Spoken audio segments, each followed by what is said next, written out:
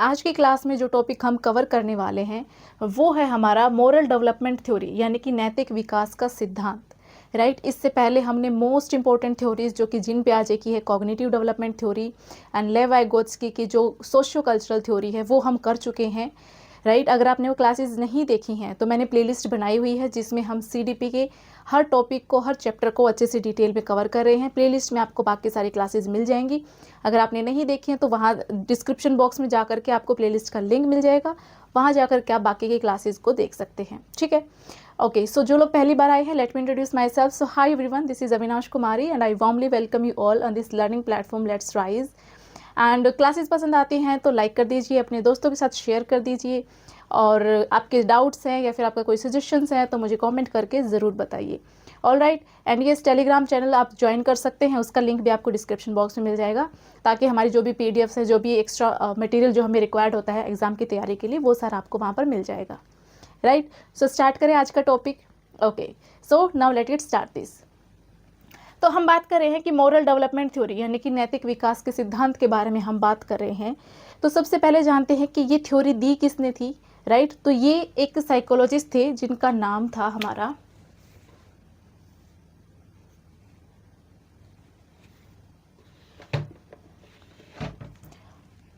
Psychologist का नाम था लॉरेंस कोलबर्ग।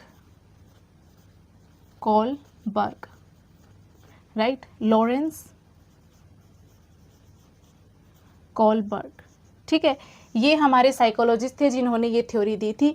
नाम ज़रूर याद रखेंगे, क्वेश्चन डायरेक्ट बन सकता है एंड बनता भी है कि ये थ्योरी किसने दी थी या फिर इस साइकोलॉजिस्ट ने कौन सी थ्योरी दी थी। जैसे अभी जो हमने 2025 में एग्ज़ाम दिया था उसमें फाइंड द राइट वन, मतलब कि हमें एक साइड तो थ्योरीज के नाम दे दिए और एक साइड हमें जो है साइकोलॉजिस्ट के नाम दे दिए गए थे, और हमें बताना था कि इनमें से कौन सा सही है या कौन सा गलत है। ऐसा एक फाइंड आउट करना था कि कौन सा गलत है, वो बताना था। ठीक है, तो इस तरह से पूछ लिया जाता है डायरेक्ट। तो आपको थ्योरी का नाम पता होना चाहिए, उसका साइकोलॉजिस्ट का नाम पता होना चाहिए। All right, okay. तो जो लॉरेंस कोलबर्ग है, उनका मोरल डेवलपमेंट थ्योरी देने का मकसद क्या था, क्या पर्पस था, उन्होंने ये थ्योरी क्यों दी। तो उनका कहना था कि जो बच्चे हैं उनके अंदर जितना ज़्यादा कॉग्निटिव डेवलपमेंट होता जाएगा उतना ही अच्छा उनका क्या होता जाएगा, मोरल डेवलपमेंट होता जाएगा। कॉग्निटिव डेवलपमेंट थ्योरी हमने पढ़ी थी, पियाजे ने दी थी। राइट, उसी का एक्सटेंडेड वर्जन हमने पढ़ा था जिन्होंने सोशल और कल्चर को वैल्यू दी थी, यानी कि लेव वाइगोत्स्की, उन्होंने भी कॉग्निटिव डेवलपमेंट थ्योरी ही दी थी। ठीक है, तो इनका कहना है कि जब हमारे संज्ञानात्मक जो बच्चा है उसका संज्ञानात्मक विकास होता है तो जितना अच्छा उसका विकास होगा, किससे होगा, जितनी अच्छी उसकी नैतिक विकास होगा, मतलब वाइस वर्सा है, जितना अच्छा उसका नैतिक विकास होता जाएगा उतनी अच्छी उसकी कॉग्निटिव डेवलपमेंट होती जाएगी। ठीक है, याद रखेंगे। अब इन्होंने जो है अपनी थ्योरी को इन स्टेप्स में बांट दिया, यानी डिवाइड कर दिया। कैसे, उन्होंने कहा कि 3 लेवल होते हैं। ठीक है, किसके होते हैं, मोरल डेवलपमेंट के 3 लेवल होते हैं और 6 स्टेजेस होती हैं। तो सारा एक तरह से हमने फ्लो चार्ट के फॉर्म में बना लिया है, ऐसे ही आप इसको बनाना ताकि आपको लॉन्ग टर्म में याद रहेगा। राइट, इन सब को मैं एग्जांपल देके समझाती हूँ और इसी चार्ट में से आपके क्वेश्चन फ्रेम होते हैं। इस टॉपिक से क्वेश्चन बनता ही बनता है, इस टॉपिक से क्वेश्चन बनता है और इन्हीं में से क्वेश्चन बनता है। तो इसी क्लास में आप अपना 1 नंबर तो पक्का कर लीजिए। Right, okay. तो इन्होंने जो 3 लेवल की बात करी, उससे पहले हम 2-3 टर्म्स हैं उनको समझ लेते हैं और एक हिंज डायलेमा नाम का एक जो स्टोरी है वो जान लेते हैं, फिर हमें ये सब चीज़ें अच्छे से समझ में आएंगी।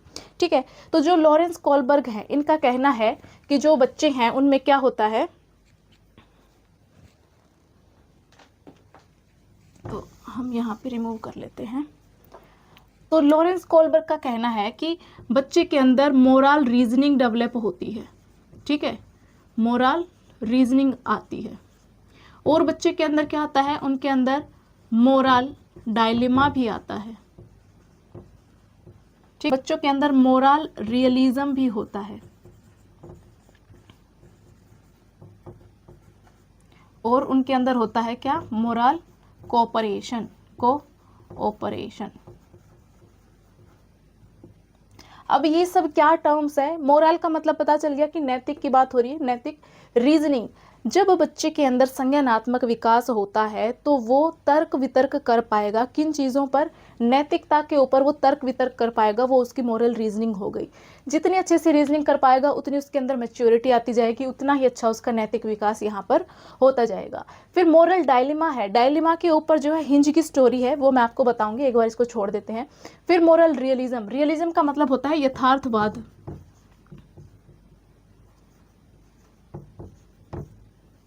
यानी कि यहाँ पर यथार्थवाद की यहाँ पर बात हो रही है। फिर आता है मोरल कोऑपरेशन, यानी कि कोऑपरेट करना, यानी सहयोग करना, यानी नैतिकता जब बच्चे के अंदर आएगी तो वो कोऑपरेशन करना सीख जाते हैं। जब एक सोसाइटी में बच्चे रहते हैं, एक समाज में बच्चे रहते हैं, तो वहाँ पर नैतिकता के जरिए वो लोग कोऑपरेशन करना सीख जाते हैं, यानी सहयोग करना सीख जाते हैं। राइट, तो ये कुछ टर्म्स हैं, हमें पता होनी चाहिए, इसके थ्रू हम ये सारी चीज़ों को समझेंगे। मोरल डायलेमा की बात हम यहाँ पर कर लेते हैं। मोरल डायलेमा में क्या होती है? दुविधा। डायलेमा का मतलब होता है दुविधा, ठीक है। मोरल डायलेमा की नैतिकता को लेके बच्चे के अंदर दुविधा आ गई। कब आ गई? हिंज डायलेमा की एक स्टोरी समझते हैं, उससे आपको ये चीज़ समझ आएगी। तो हिंज नाम का एक व्यक्ति था एंड उनकी जो वाइफ थी उनको बीमारी हो गई थी, यानी कैंसर हो गया था एंड उनको एक दवाई की ज़रूरत थी जो कि सिर्फ एक ही मेडिकल स्टोर पर अवेलेबल थी। और उस मेडिसिन या मतलब जो फार्मास्यूटिकल के जो पर्सन थे उन्होंने बड़ी मेहनत से वो दवाई बनाई थी, ठीक है। उन्होंने बहुत साल रिसर्च किया उस पर, स्टडी करके फिर उन्होंने वो दवाई बनाई। अब जो हिंज है उनको अपनी वाइफ के लिए दवाई चाहिए थी, लेकिन जो केमिस्ट थे उन्होंने कहा कि भाई मैं इस दवाई का 10 गुना ज़्यादा पैसा लूँगा। यानी कि अगर वो 1000 रुपये की दवाई बेची जा सकती थी, बट वो कहता है कि मैं तो 10,000 रुपये लूँगा, क्योंकि मैंने इसके ऊपर इतनी मेहनत की है, इतने साल मैंने इस रिसर्च में लगाए हैं, तो मैं 10,000 रुपये लूँगा, इससे 1 रुपया कम नहीं लूँगा। लेकिन जो हिंज है वो रिक्वेस्ट करता है कि प्लीज़ मुझे ये दवाई चाहिए, अपनी वाइफ के लिए चाहिए और मेरे पास इतने पैसे नहीं हैं। बट केमिस्ट कहता है कि नहीं, मुझे नहीं पता, ये आपका प्रॉब्लम है, मुझे पैसा चाहिए और आपको अगर दवाई चाहिए तो मुझे पैसा ला के दो और दवाई ले जाओ। अब जो हिंज है वो जैसे तैसे करके पैसा जुटाता है, लेकिन वो सिर्फ आधा ही पैसा जुटा पाता है। तो अब आधे पैसे में तो वो दवाई देगा नहीं, तो हिंज क्या करता है, रात को चुपके से उसके जो केमिस्ट की शॉप है वहाँ पर जा करके उस दवाई को चुरा लेता है, ठीक है। तो ये जो स्टोरी है, ये जो साइकोलॉजिस्ट हैं इन्होंने, लॉरेंस कोलबर्ग ने बच्चों को सुनाई। किन को सुनाई? मेल को सुनाई, यानी कि जो सिर्फ लड़के थे ना, मेल को सुनाई और वो सुनाई, ठीक है। तो इन्होंने सिर्फ लड़कों को ये स्टोरी सुनाई और फिर उन बच्चों से जानना चाहा कि बताओ हिंज ने अगर चोरी करी तो क्या वो सही बात थी या गलत बात थी, और क्यों, मतलब आपका जो भी आंसर है सही है या गलत है उसका आपको वाई भी बताना है। राइट, तो कुछ बच्चों ने कहा कि हाँ बिल्कुल सही है, उसने अच्छा किया, अगर चुराता नहीं तो उसकी वाइफ मर जाती। अब किसी की ज़िंदगी किसी की उससे ज़्यादा थोड़ी है, पैसे से ज़्यादा थोड़ी है, किसी की दवाई से ज़्यादा थोड़ी है, वो दोबारा बना लेगा। और कुछ बच्चे कहते हैं कि नहीं उसने गलत किया, चोरी करना तो बहुत गलत बात होती है, चोरी नहीं करनी चाहिए थी। तो ऐसे बच्चों ने जो है अपने अपने यहाँ पर आंसर्स दिए। तो इसमें डायलेमा प्रोड्यूस होता है, यानी कि दुविधा आ जाती है। जो हिंज है उसके लाइफ में जो है दुविधा आ जाती है कि मैं सही कर रहा हूँ कि नहीं कर रहा। चोरी करना तो गलत है, बट अब किसी की लाइफ का सवाल है, तो अब मैं चोरी कर रहा हूँ तो क्या सही होगा या गलत होगा। बट वो रास्ता चुनता है चोरी का और वो दवाई चुरा लेता है, ठीक है, क्योंकि उसको दिख रहा है कि मेरी वाइफ की लाइफ ज़्यादा इंपॉर्टेंट है इस दवाई से। राइट, तो यहाँ पर ये स्टोरी है, इसके थ्रू जो है लॉरेंस कोलबर्ग हैं, उन्होंने अपनी थ्योरी घड़ी और यहाँ बच्चों के ऊपर मतलब उन्होंने ये सारी स्टोरी सुना के उनके विचार जानने की कोशिश करी। हमने पीछे पियाजे की थ्योरी पर भी क्रिटिसिज्म देखा था, लेव वाइगोत्स्की की थ्योरी पर भी क्रिटिसिज्म देखा। अब जो मोरल डेवलपमेंट थ्योरी है जो कि कोलबर्ग ने, इस पर भी क्रिटिसिज्म देखने को मिला। ये क्रिटिसिज्म किसने किया? कैरोल गिलिगन ने। इन्होंने कहा कि भाई आपने जेंडर बायस कर दिया, यानी कि आपने भेदभाव किया, स्टोरी सिर्फ लड़कों को सुना दी, लड़कियों को नहीं सुनाई। अगर आप लड़कियों को सुनाते तो क्या पता आपको ये पर्सपेक्टिव भी देखने को मिलता, क्योंकि मेल के अंदर जो है एथिक्स ऑफ जस्टिस होता है, यानी न्याय करने वाले एथिक्स होते हैं कि उनको सिर्फ न्याय करना होता है, उसके पीछे का लॉजिक, उसके पीछे की भावनाएं, इमोशंस होते हैं, उनको नहीं समझना चाहते। जबकि जो फीमेल होती है उसके अंदर केयर, लव, अफेक्शन, इन सब चीज़ों को लेकर के यहाँ पर एथिक्स होते हैं। तो हमें इस पॉइंट पर भी बात करनी चाहिए थी। तो ये कहना था किसका? कैरल गिलिगन का। और इन्होंने ये भी कहा कि भैया आपने कल्चर बायस भी किया, ठीक है। तो इन्होंने इस चीज़ को लेकर के क्रिटिसाइज किया, इन्होंने कहा कि भैया आपने कल्चर बायस भी किया है, ठीक है। तो ये हम याद रखेंगे, इसका क्रिटिसाइज किसने किया? कैरल गिलिगन ने। इंपॉर्टेंट है, पूछा जा चुका है पहले ही, ठीक है, नोट डाउन कर लेंगे।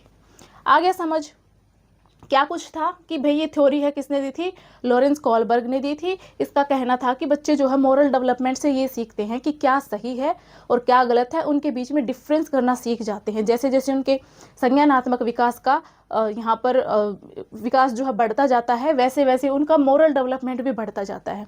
ठीक है, तो हमने देखे कि भाई इन्होंने जो है अपनी जो इस थ्योरी है इसको 3 लेवल में डिवाइड किया है और हर लेवल में 2 स्टेज को इंक्लूड किया है। अब हम देखते हैं, ये बहुत इंपॉर्टेंट है, यहीं से डायरेक्ट क्वेश्चन हमें देखने को मिलते हैं। तो जो सबसे पहला लेवल है लेवल 1, उसको कहा गया प्री कन्वेंशनल लेवल, यानी कि पूर्व पारंपरिक स्तर, जिसमें कि 4 से लेकर 10 साल तक के बच्चे शामिल होते हैं। ठीक है, क्या है पहला स्टेज, प्री कन्वेंशनल, प्री यानी पूर्व, यानी पहले का, पूर्व पारंपरिक स्तर। ठीक है, यहाँ पर बच्चे जो है आउटर रिजल्ट पर फोकस करते हैं, यानी बाहर से उनको कैसा रिस्पॉन्स मिल रहा है उस चीज़ पर डिपेंड करते हैं। ठीक है, तो यहाँ पर जो है इस स्टेज में यानी कि इस लेवल में क्या होता है, आउटर रिजल्ट पर फोकस रहता है। ठीक है, बच्चों का आउटर रिजल्ट पर फोकस रहता है कि मान लो कोई भी कुछ भी काम उन्होंने किया, हमने उसको लेकर के कैसा रिस्पॉन्स किया। ठीक है, उसी को देख करके उनका रिस्पॉन्स आगे देखने को मिलता है। तो सबसे पहले यहाँ पर स्टेज 1 आती है। स्टेज 1 में क्या है, पनिशमेंट एंड ओबीडियंस, यानी दंड व आज्ञाकारिता। इसका क्या मतलब है, जो बच्चे होते हैं वो कोई भी काम जब करते हैं, कोई भी नैतिक काम कर रहे हैं या फिर कोई भी काम कर रहे हैं, या तो वो डर के मारे कर रहे हैं, या तो पीटी कर देंगे पेरेंट्स या फिर टीचर।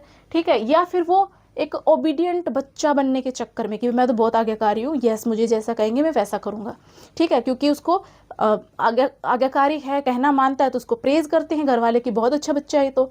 ठीक है, तो इस चक्कर में जो है बच्चा मान लेता है बातों को, राइट। तो ये वाली जो स्टेज है, स्टेज 1 है, ये पनिशमेंट एंड ओबीडियंस वाली स्टेज है। ध्यान रखना है, जो ये स्टेज का जो सीक्वेंस है वो ऐसे ही होगा, यानी कि आप फर्स्ट पर ये है तो यही रहेगा, आप इनको चेंज नहीं कर सकते। ठीक है, स्टेज 1 ये है तो यही रहेगी, स्टेज 2 ये है तो यही रहेगी, ध्यान रखना है इन चीज़ों का। जो नेक्स्ट स्टेज आती है हमारी स्टेज 2, जिसको हम कहते हैं इंडिविजुअलिज्म एंड एक्सचेंज, यानी कि इसमें जो है साधनात्मक सापेक्षतावादी, ये हिंदी में नाम है इस स्टेज का। ठीक है, इसमें क्या होता है, बच्चा जो है इस स्टेज को टिट फॉर टैट वाली स्टेज भी कहते हैं, यानी बच्चा जो है जैसे को तैसे वाली सिचुएशन में रहता है। यानी कि अगर बच्चे को किसी ने धक्का मार दिया तो वो भी उसको धक्का मारेगा, बच्चे की किसी ने पेंसिल तोड़ दी तो वो भी उसकी पेंसिल तोड़ेगा। ठीक है, तो ऐसी सिचुएशन में बच्चा होता है कि भाई या तो मेरा कोई फ़ायदा हो। ठीक है, अगर मान लो किसी ने कहा कि भाई अगर तुम ये काम कर दोगे ना मैं तुम्हें चॉकलेट दूंगा, तो उसका फ़ायदा दिख रहा है उसको। ठीक है, तो इस सिचुएशन में बच्चा क्या करेगा, फटाफट से भाग के काम कर देगा क्योंकि उसको चॉकलेट चाहिए। ठीक है, तो यहाँ पर एक्सचेंज कि भाई बदला, भाई इसके बदले तुम्हें ये मिलेगा, इसके बदले ये मिलेगा। ठीक है, इंडिविजुअलिज्म की भाई वो अपने आप को ज़्यादा प्रायोरिटी पे रखता है कि ये मेरा है, ये मैं करूँगा। ये जैसे कि पेंसिल किसी ने उससे ले ली तो कहेगा मेरी पेंसिल है मुझे वापस दो। ठीक है, तो इसी सिचुएशन में यहाँ पर बच्चा होता है, ये स्टेज 2 होती है, जिसमें इंडिविजुअलिज्म एंड एक्सचेंज वाला स्टेज होता है। ठीक है, ये हमारा होता है लेवल 1 में ही, जिसको हम कहते हैं पूर्व पारंपरिक स्तर या फिर प्री कन्वेंशनल लेवल, जो कि आउटर रिजल्ट पर फोकस करता है। यानी कि बच्चा जो कुछ भी कर रहा है उसका बाहर से उसको क्या रिस्पॉन्स मिल रहा है, उसके अकॉर्डिंग बच्चा फिर जो है रिएक्ट करता है या रिस्पॉन्ड करता है। आया समझ, फर्स्ट लेवल समझ आया। 2 स्टेज हैं, एक स्टेज हमने बात कर ली पनिशमेंट की, दूसरी हमने बात कर ली एक्सचेंज की। याद हुआ, यस। दूसरा जो है लेवल वो है कन्वेंशनल लेवल। सिंपल है, लेवल्स को याद रखना, प्री, यहाँ पर फिर कन्वेंशनल, फिर यहाँ पर पोस्ट कन्वेंशनल, प्री पोस्ट और बीच में कन्वेंशनल। कन्वेंशनल तो याद रखना ही है। ठीक है, तो ये हमारे तीनों लेवल है। दूसरा है कन्वेंशनल लेवल, यानी कि पारंपरिक स्तर, जिसमें कि 10 से 13 साल तक के बच्चे आते हैं। और इसमें हमारी नेक्स्ट जो 2 स्टेज आती हैं वो कौन कौन सी हैं, जो स्टेज 3 आती है, स्टेज नंबर जो 3 है वो है हमारी गुड इंटरपर्सनल रिलेशनशिप, यानी कि गुड यानी कि अच्छे, इसी से याद रखेंगे, अच्छे आपसी संबंध, यानी कि अच्छे बनने की कोशिश करता है यहाँ पर बच्चा। यानी कि गुड बॉय और गुड गर्ल वाली ये सिचुएशन यहाँ पर होती है। क्या होती है, गुड बॉय और गुड गर्ल। ठीक है, डायरेक्ट क्वेश्चन पूछा हुआ है एग्जाम में। ठीक है, tit for tat, good boy और गुड गर्ल वाली जो स्टेज है वो कौन सी स्टेज होती है, उस स्टेज को क्या कहते हैं। ठीक है, ऐसे करके क्वेश्चन फ्रेम करते हैं, ऐसे नहीं पूछते कि स्टेज 3 कौन सी है, स्टेज 4 कौन सी है। ठीक है, थोड़ा सा घुमा के क्वेश्चन को अच्छे से फ्रेम करके फिर पूछते हैं कि बताओ कौन सी स्टेज से बिलोंग करता है या कौन से लेवल में आता है। Right, okay. नेक्स्ट आता है अच्छा, इसमें जो है लड़का और लड़की जो बच्चे हैं, मतलब चाहे लड़का हो चाहे लड़की हो, वो गुड बुक्स में आने की कोशिश करता है, यानी कि अच्छा बनने की कोशिश करता है, और वो अच्छा बनने के लिए कुछ भी करेगा। ठीक है, तो यहाँ पर अच्छा लड़की और अच्छा लड़का बनने, यानी गुड गर्ल और गुड बॉय बनने की सिचुएशन होती है किसकी, बच्चे की। ठीक है, नेक्स्ट आता है stage number 4, law and order. यहाँ पर कानून एवं व्यवस्था। इस स्टेज में जो बच्चा है, ठीक है, वो कानून और व्यवस्था को बहुत ज़्यादा यहाँ पर इम्पोर्टेंस देता है कि भाई हमने पढ़ा है कि ये कानून है, यानी कि हमें जो है रोड क्रॉस तभी करनी चाहिए जब वहाँ पर जेब्रा क्रॉसिंग होती है। ठीक है, अब मान लो किसी रोड पर वो नहीं है, तो क्या हम रोड क्रॉस नहीं करेंगे? हम तो कर लेंगे। पर बच्चे अब ये कहेगा नहीं, मैंने तो सीखा है कि हम जेब्रा क्रॉसिंग से रोड क्रॉस करेंगे, जेब्रा क्रॉसिंग जहाँ भी होगी हम वहीं से रोड क्रॉस करेंगे। ठीक है, तो बच्चा जो है स्ट्रिक्टली फॉलो करता है किनको, रूल्स को, रेगुलेशंस को, ऑर्डर्स को, कि हमने कोई ऑर्डर दे दिया कि भाई तुम, जो अच्छे बच्चे होते हैं ना वो चुपचाप बैठते हैं क्लास में, तो वो चुपचाप ही बैठेंगे। ठीक है, तो ऐसी सिचुएशन यहाँ पर होती है। लॉ एंड ऑर्डर, कानून एवं व्यवस्था को लेकर बच्चे बहुत ज़्यादा सीरियस होते हैं।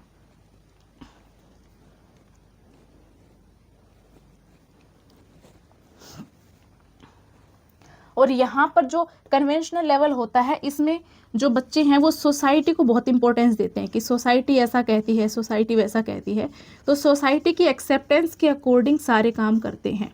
उनका जो मोरल होता है, उनकी जो नैतिकता होती है, वो सोसाइटी की एक्सेप्टेंस पर डिपेंड करती है।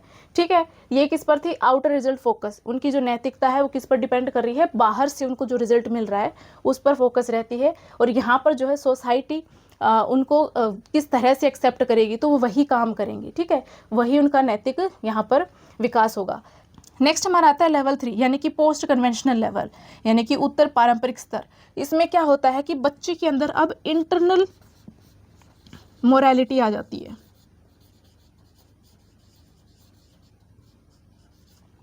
बच्चे के अंदर इंटरनल यानी कि आंतरिक, यानी अब उसके मन से अब उसको इतनी समझ आ गई है कि भाई कौन सी नैतिकता वाली बात सही है, कौन सी गलत है, अब वो डिफ्रेंशिएट कर सकता है। तो ये वाली स्टेज आती है 13 से ज़्यादा उम्र वाले बच्चों में, और फिर आगे जो अडल्टहुड है वहाँ तक ये जो हमारी स्टेज है चलती जाएगी, ये लेवल है चलता जाएगा। ये कौन सा हो गया हमारा, लेवल 3, पोस्ट कन्वेंशनल लेवल। ठीक है, इसमें क्या होगा, इंटरनल मोरालिटी आ जाती है किसमें, बच्चे में, आंतरिक जो है नैतिकता वो पैदा होने लग जाती है। इसमें हमारी नेक्स्ट 2 स्टेज आती हैं, stage number 5, stage number 6। Stage number 5 जो है उसमें आता है social contract and individual rights. Individual rights, rights यानी कि अधिकार। ठीक है, अब बच्चे को यहाँ पर ये समझ आ जाता है कि जो सामाजिक अनुबंध है, यानी कि समाज में जो लॉ एंड ऑर्डर बने हुए हैं, ज़रूरी नहीं वो बिल्कुल सही ही हों। किसी इंडिविजुअल, किसी व्यक्ति का यहाँ पर अगर अधिकारों का हनन हो रहा है, किसी व्यक्ति की जान को खतरा हो रहा है, किसी व्यक्ति के यहाँ अधिकारों का जो है उल्लंघन हो रहा है, ठीक है, तो हम जो हैं, जरूर नहीं कि सोसाइटी ने जो नियम बना दिए उन्हीं को फॉलो करें, हम उनको चेंज कर सकते हैं।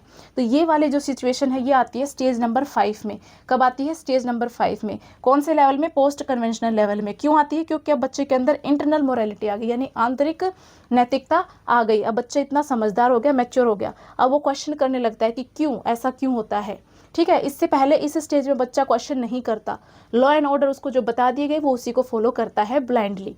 ठीक है, तो यहाँ पर जो बच्चा क्वेश्चन करेगा और जो बातें होंगी उनको कॉन्ट्राडिक्ट करने की कोशिश करेगा कि ऐसा होता है तो क्यों होता है, इसको हम क्या ऐसे नहीं कर सकते। ठीक है, तो यहाँ पर ये वाली सिचुएशन आ जाती है सोशल कॉन्ट्रैक्ट में और इंडिविजुअल राइट्स में। राइट, तो ये हम ध्यान रखेंगे, बहुत इंपॉर्टेंट है। यहाँ ये वाले क्वेश्चन बनते हैं, इनको कन्फ्यूज़ करने के लिए पूछा जाता है। ठीक है, नेक्स्ट आती है हमारी स्टेज जो है नंबर 6 आती है। स्टेज नंबर 6 आती है जिसमें यूनिवर्सल एथिकल प्रिंसिपल्स की बात करी गई है, यानी कि सार्वभौमिक नैतिक सिद्धांत की बात करी गई है। इस स्टेज में वो लोग आते हैं जिनको किसी से कोई मतलब नहीं है, वो सिर्फ अपने उसूलों पर चलते हैं, यानी कि वो अपने बनाए हुए रूल्स पर चलना पसंद करते हैं, अपने उसूलों को फॉलो करते हैं। दुनिया में कौन क्या कह रहा है, कौन सा कानून क्या कह रहा है, उनको इनसे मतलब नहीं होता। जैसे कि वो अपनी अलग एक पहचान बनाकर जाते हैं दुनिया में, और अपने जो रूल हैं, अपने जो उसूल हैं, उनको यहाँ पर फर्दर सोसाइटी के लिए भी छोड़ जाते हैं। राइट, तो ये सबसे ऊपर की जो स्टेज आ जाती है, सबसे लास्ट स्टेज आ जाती है। तो इसमें जैसे कि जो हमारे फ्रीडम फाइटर्स हो गए, जब 1947 में जब हमारा देश आज़ाद हुआ, उस वक्त इतने सारे फ्रीडम फाइटर्स थे जिन्होंने अपनी जान दे दी देश के लिए, इतने सारे आंदोलन हुए, ठीक है, क्यों हुए? ताकि देश को आज़ादी मिल सके और एक खुशहाल देश हमारा बन सके, राइट। तो उन सभी की मोरल कितनी ज़्यादा हाई रही होगी, ठीक है। तो ये वाली स्टेज आती है हमारी यूनिवर्सल एथिकल प्रिंसिपल्स में। आया समझ? कुछ समझ आया कि नहीं? देखो, हमारे जो हैं कोलबर्ग ने मेन मोटा मोटी चीज़ ये कि 3 लेवल में बांट दिया अपनी थ्योरी की जो स्टेजेस हैं, मतलब थ्योरी को 3 हिस्सों में बांट दिया, 3 लेवल में बांट दिया, और तीनों में बांट करके हर लेवल में 2-2 स्टेज दे दी। और जो ये स्टेज हैं उनका भी एज भी बता दिया कि बच्चे जो हैं इस एज वाले बच्चे इस चीज़ पर डिपेंड करते हैं और वो इस लेवल में आते हैं, उनकी स्टेज क्या है, ये स्टेज है, ठीक है। छोटे बच्चे होते हैं भाई, उनको हम यही है ना डरा देते हैं, पिटी हो जाएगी, ऐसे नहीं करना, ठीक है, नहीं तो कौवा आ जाएगा, ये ले जाएगा, तो बच्चा डर जाता है कि नहीं मैं नहीं करूँगा, है ना। तो इसमें पनिशमेंट और ओबीडियंस आ गया। स्टेज 2 में इंडिविजुअल और एक्सचेंज आ गया, टिट फॉर टैट वाले, कि जैसा तुमने किया वैसा ही मैं करूँगा, अब तुमने थप्पड़ मारा तो मैं भी मारूंगा, ठीक है। तो ये वाली स्टेज आ गई। फिर आता है कन्वेंशनल लेवल, यानी कि इसमें जो सोसाइटी को जो चीज़ एक्सेप्टेंस में होती हैं, यानी जो जिन चीज़ों को सोसाइटी एक्सेप्ट करेगी बच्चा वो चीज़ें करना चाहेगा, ठीक है। तो उसके लिए क्या है, स्टेज 3 और स्टेज 4 है। स्टेज 3 में बच्चा जो है गुड इंटरपर्सनल यहाँ पर रिलेशंस बनाने की कोशिश करता है, यानी गुड बॉय गुड गर्ल बनने की कोशिश करते हैं, लॉ एंड ऑर्डर को फॉलो करते हैं कि भाई जब क्या बोलते हैं ट्रैफिक में सिग्नल पर अगर रेड लाइट होगी तो हमें रुकना है चाहे कुछ हो जाए, ठीक है, क्योंकि उन्होंने पढ़ा है ना। रोड पे जो जेब्रा क्रॉसिंग होती है ना, वहीं से रोड क्रॉस करेंगे, वैसे हम नहीं करेंगे। तो ऐसे स्ट्रिक्ट होते हैं बच्चे इन चीज़ों को लेके, क्वेश्चनिंग नहीं करते कि हम ऐसा ही क्यों रूल को फॉलो करेंगे, ऐसा क्यों करेंगे, ठीक है। तो ये लॉ एंड ऑर्डर वाली सिचुएशन आ जाती है। फिर आता है हमारा लेवल नंबर 3 जो कि पोस्ट कन्वेंशनल लेवल है। इसमें बच्चे की जो आंतरिक नैतिकता है वो जग जाती है, उसके अंदर समझ आ गई, उसका संज्ञानात्मक विकास भी हो गया, मोरालिटी डेवलपमेंट भी हो गया। और यहाँ पर स्टेज नंबर 5 और 6 आती है। स्टेज नंबर 5 में जो है सोशल कॉन्ट्रैक्ट और इंडिविजुअल राइट्स, यानी कि हमने कानून पढ़ तो लिया, लॉ एंड ऑर्डर पढ़ तो लिया, अगर उस लॉ एंड ऑर्डर की वजह से किसी को हानि हो रही है, किसी के अधिकार छीने जा रहे हैं और समाज के लिए अगर अच्छा नहीं है तो हम उनको बदल देंगे और बदल कर ही मानेंगे, ठीक है। तो यहाँ पर बच्चे क्वेश्चंस करते हैं और इन चीज़ों को यहाँ पर देखते हैं। स्टेज नंबर 6 आती है भाई सबसे परे, हमें दुनिया से कोई मतलब नहीं, हम अपनी अलग पहचान बनाएंगे, हम अपना अलग वजूद बना करके जाएंगे जो दुनिया फॉलो करेगी, ठीक है। तो ऐसे जो है यूनिवर्सल एथिकल प्रिंसिपल वाले लोग होते हैं। हमने फ्रीडम फाइटर्स के एग्जाम्पल से समझा कि 1947 में जब हमारा देश आज़ाद हुआ तो जो फ्रीडम फाइटर्स ने अपना योगदान दिया, अपना बलिदान दिया देश के लिए, वो क्या थे? एक तरह से उनके अंदर यूनिवर्सल एथिकल प्रिंसिपल ही थे, उनका जो इंटरनल मोरल था इतना ज़्यादा हाई था, राइट। तो ये हो गया भाई, सारा सांस चढ़ गया मेरे बोलते बोलते, ये सारा हो गया हमारा लॉरेंस कोलबर्ग का थ्योरी, मोरल डेवलपमेंट थ्योरी। अब तो समझ आ गया होगा, स्क्रीनशॉट लेना है तो भाई ले लो, साइड हो जा रही हूँ, ठीक है, ओके। बस ये इतना याद कर लेना तुम, इसमें से तुम्हारे क्वेश्चन सॉल्व हो जाएंगे। ये क्लास हो गई है, आपको क्लास मिल गई है। अब इससे रिलेटेड आपको क्वेश्चन देखने को मिलेगा पोस्ट वाले ऑप्शन पर, ठीक है। चैनल को जब आप खोलोगे तो पोस्ट वाला ऑप्शन मिलेगा, वहाँ पे इससे रिलेटेड क्वेश्चन मिलेंगे। आज मैं 2 क्वेश्चन डालूंगी क्योंकि इंपॉर्टेंट टॉपिक है ये, दोनों सॉल्व करने हैं और कमेंट सेक्शन में मैं आंसर विद एक्सप्लेनेशन डाल देती हूँ। ज़रूर से अटेम्प्ट करके देखा करो अगर आपको अच्छे से तैयारी करनी है तो, ठीक है, नहीं तो तुम्हारी भी पिटी हो जाएगी ठीक है। तो चलो ये था आज की हमारी क्लास में, मिलते हैं अगली क्लास में। क्लास पसंद आती है तो लाइक कर देना, दोस्तों के साथ शेयर कर देना। सो मिलते हैं अगली क्लास में, till then take care, bye bye, जय हिंद।